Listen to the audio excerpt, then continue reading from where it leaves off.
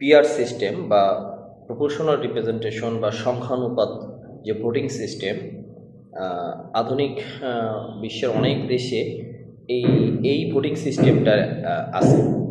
আমাদের বাংলাদেশে ট্রেডিশনাল যে এফপিটিপি সিস্টেম বলে এই প্রসেস, মানে একটা আসনে ভোট দিবে, যে প্রার্থী সর্বোচ্চ ভোট পাবে সেই এমপি বা ক্যান্ডিডেট হয়ে পার্লামেন্টে যাবে।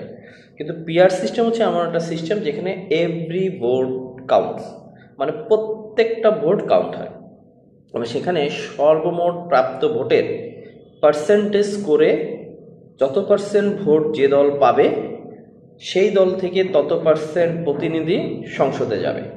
এটা হচ্ছে পিআর সিস্টেমের একদম বেসিক কথা।